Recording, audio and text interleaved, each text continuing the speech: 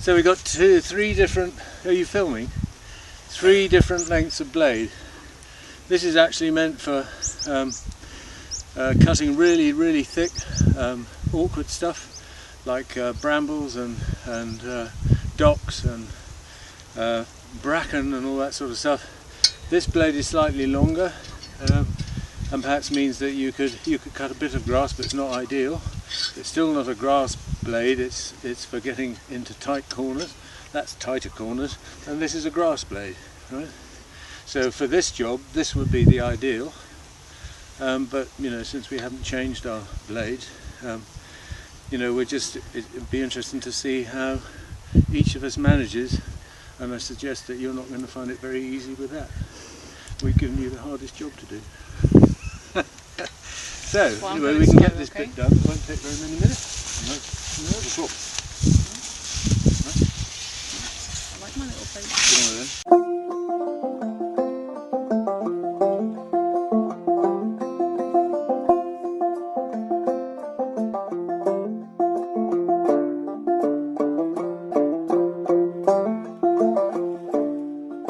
I can do it just about with 2 fingers, but I'm better with 4. Oh, really? Yeah.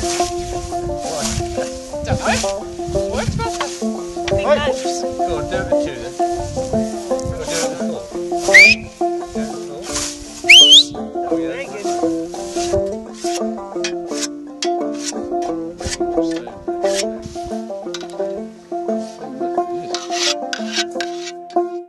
So about a year further now. We started in October last year and it's almost October this year already. And I guess I learned a lot about holistic management itself.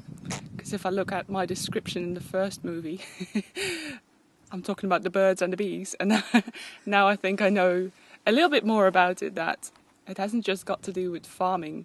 It's a management tool really to manage any kind of business or your life. But for us, we started with holistic management, the 4 of us, and then we sat down and talked about what exactly we want out of life and how we see the future for ourselves and how do we like to see the future for ourselves, which helped a lot because then we knew exactly what all 4 of us were aiming for. Also, Roger always talks about that in any kind of relationship there's always 4 stages: forming, norming, storming and performing. And we're a year down the line now and we still didn't have our storming session, which means that, you know, you disagree on something or you have a big row about something. And I think because we use holistic management and we keep working on the relationship side of this deal, that maybe we don't have the storming because we all talk about what we want and we all have a really big say in this project. It feels really equal, even though Roger and Julie are more supporting us in the financial side of things, but we're trying to support them in like the physical side of things. It's a really nice balance, and so far it's been going really well. And I think it has a lot to do with holistic management. For the future of the business, if we can call it that, we've learned so far that maybe the financial side of the business is not going to the farming is not going to support our life, really. It's going to be the base of the business and it's going to be what we're building on. But on top of that, we're hoping to build it out with tourism and hopefully education about maybe the way we farm, or some practical things like sighting courses or willow weaving courses or open days. And that idea was kind of born because there were people who are trying to do kind of the same things, the way we farm, and they asked us if they could come and have a look around. So we thought, well, why don't we just take them all together and put them in a day? And we prepared a bit of a program for them that in the morning we talked about how holistic management helped the four of us and why we chose for holistic management. And in the afternoon we showed them all the practical side of the business, so how to move the cows and the fencing and the chickens and the no-dig garden and the siding, and they had a go on siding as well, which they really loved. So we thought, well, these people really liked that day and were really interested, and there were great connections made with other people in the business as well. So why not try to do it again?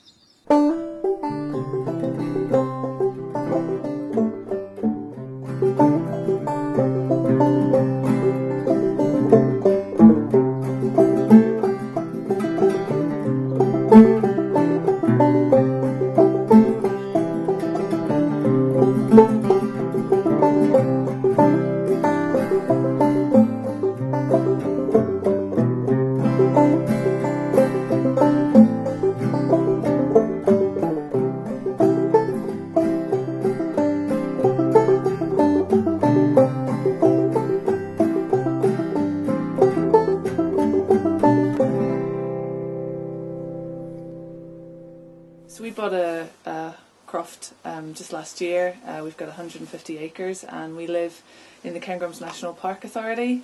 We came across Roger and Jilly on the internet actually, and it was actually just during a time when Lynn and I were having to make some big decisions for the croft, and we were sort of umming and ahhing, and we were asking lots of people for their opinions and advice, which is always good, and people were really helpful, but none of the solutions sat right. So it was just then that Roger gave us a call. Well, we got in touch with him first. He gave us a call. We had a really good chat, and he basically gave us the courage to do what felt right to us.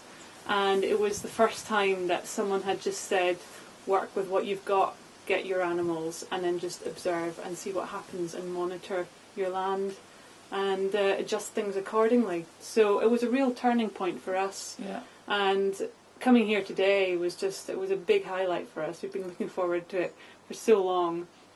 And it's just such an inspiring place with inspiring people. And we've got lots to think about now, going home, and lots to start working on. But we know that this is a hub that we can keep coming back to or referring back to. And I think we can make things happen.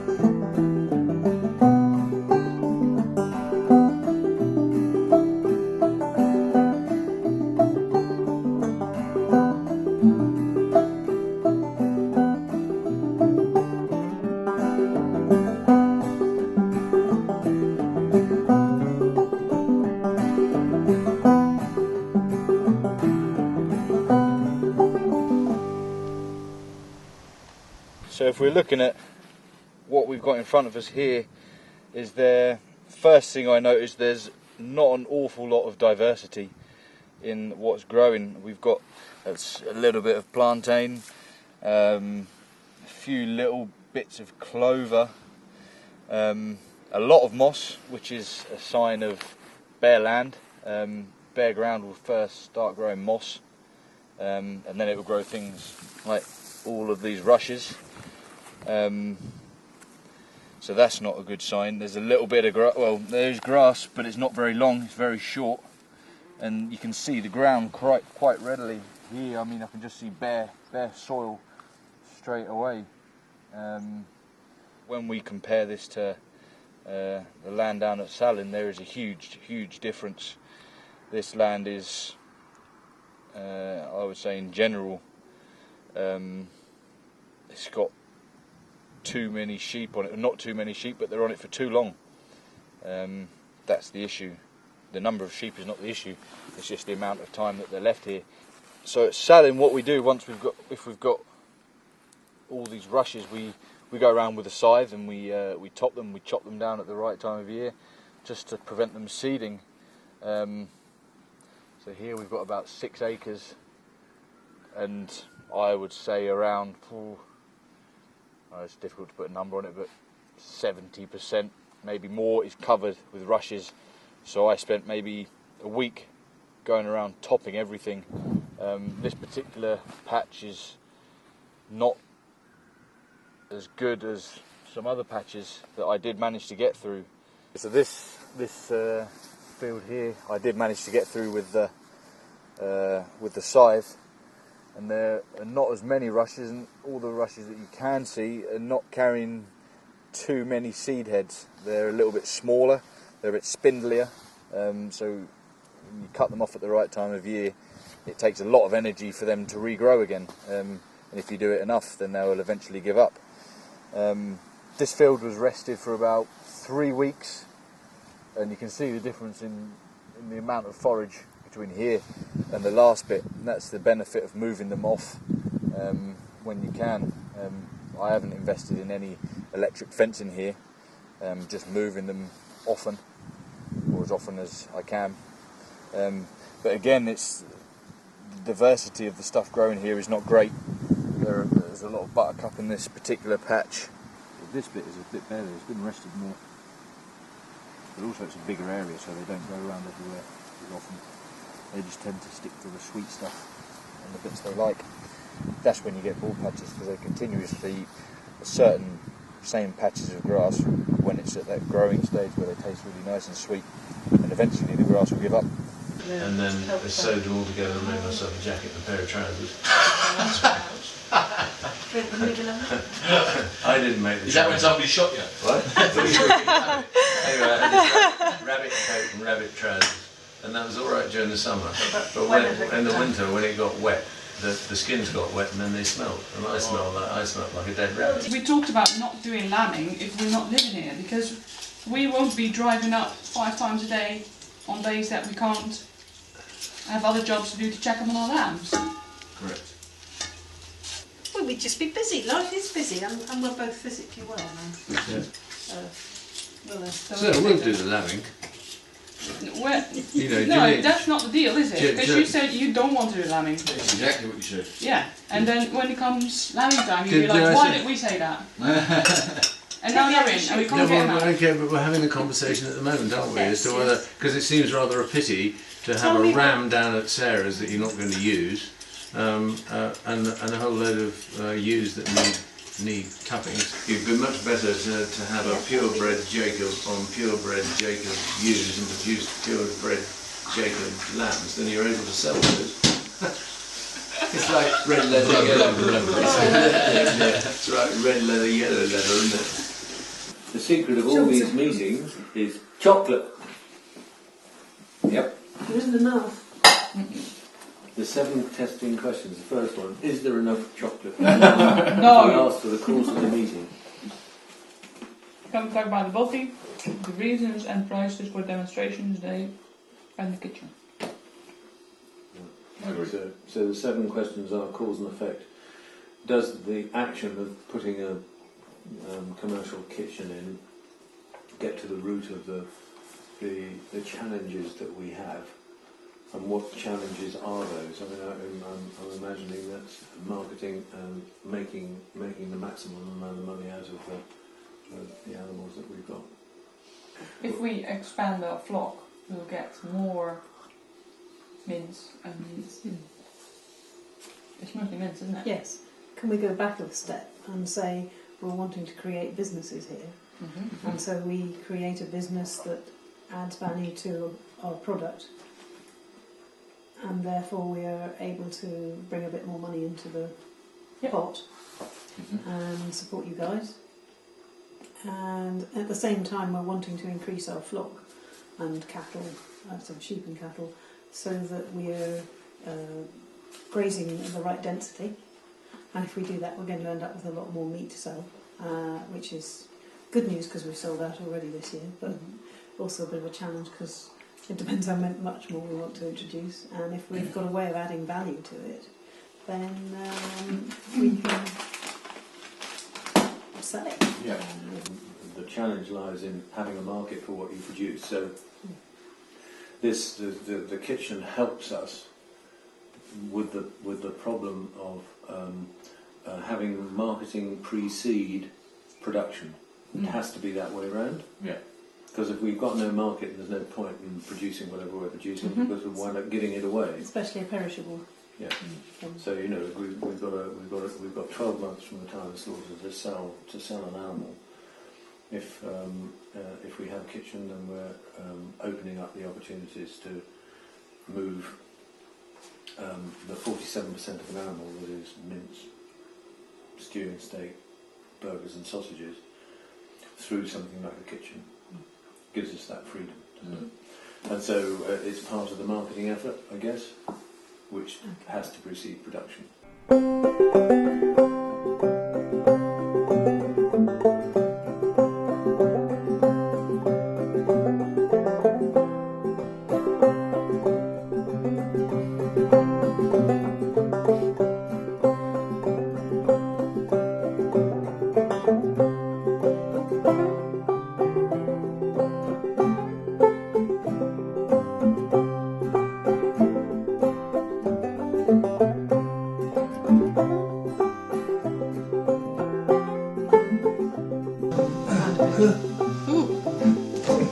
That's me.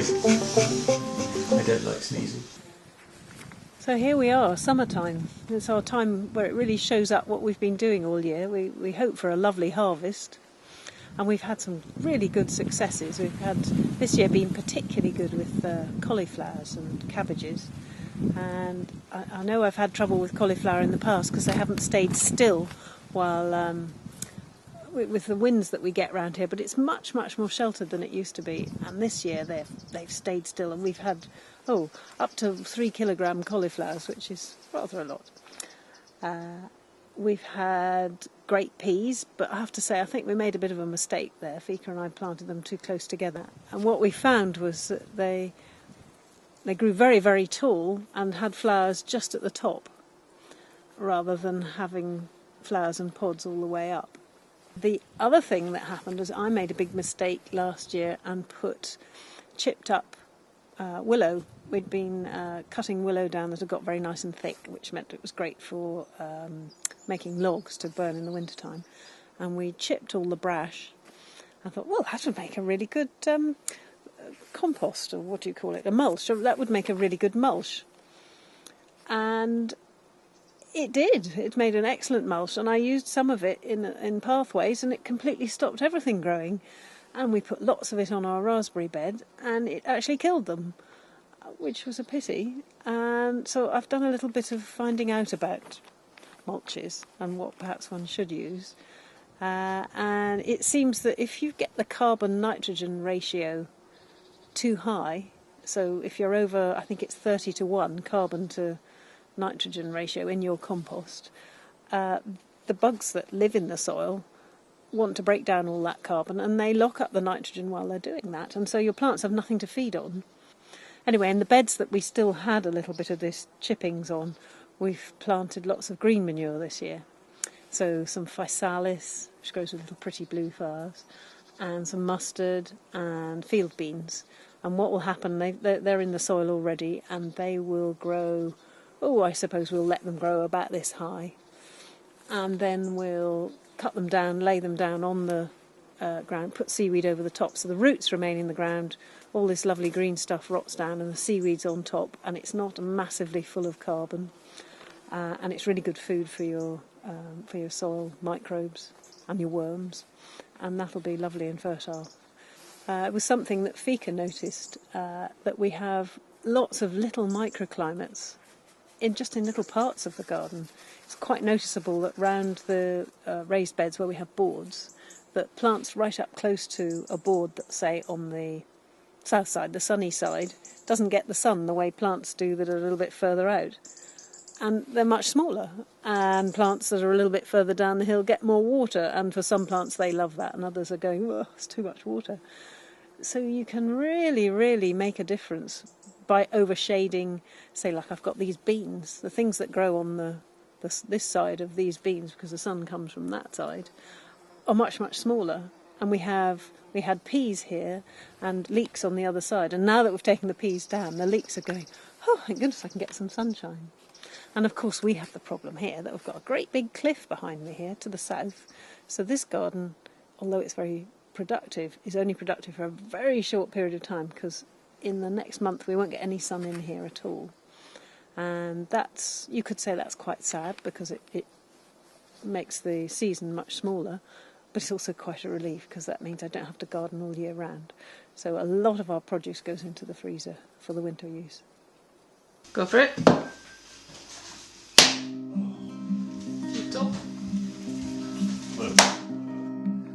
Well, we've just reached the end of our first year. That's not a calendar year.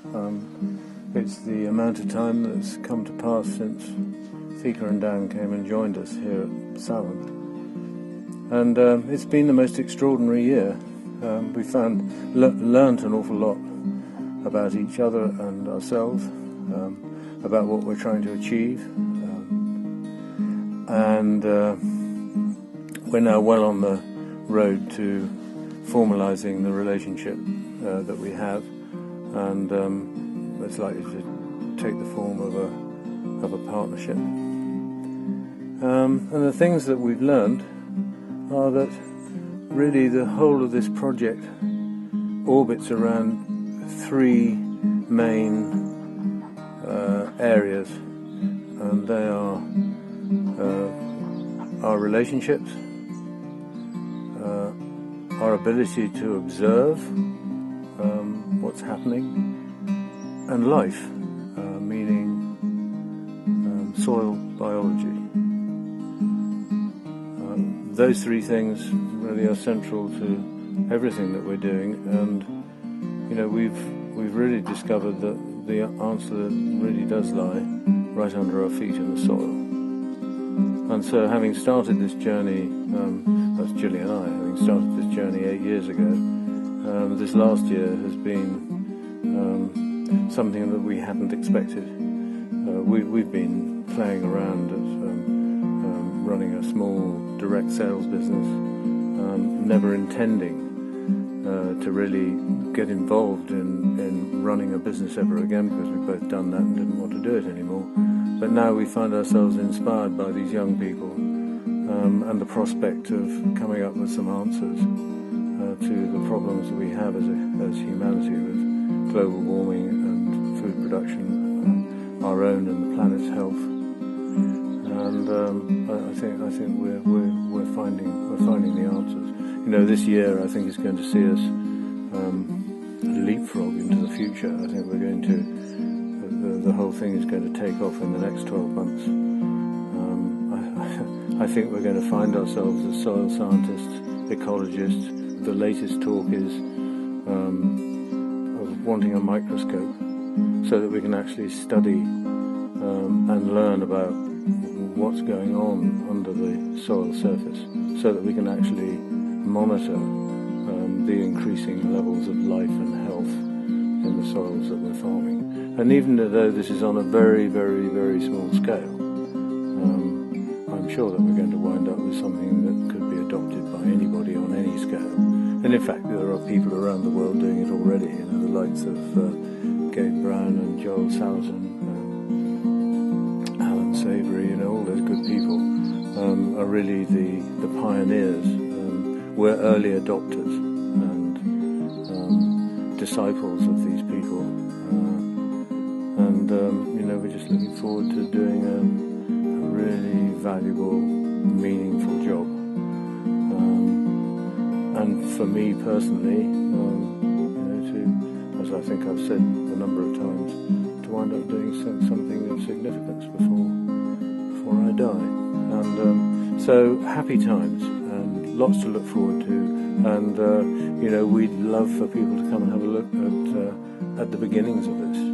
It's a work in progress. We don't by any stretch of the imagination know an awful lot yet, but happy to share the information with anybody who would care to come and talk to us.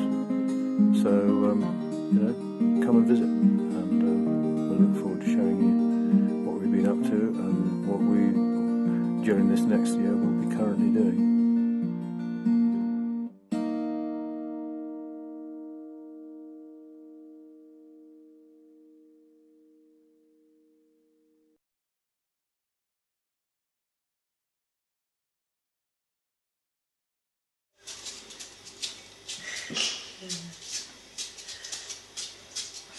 So, the meaning of life. Oh yes, meaning of life. We just talked about a quality of life sentence. Oh, very good. I couldn't remember how to call it. I just like Chelsea's life sentence. What is it again?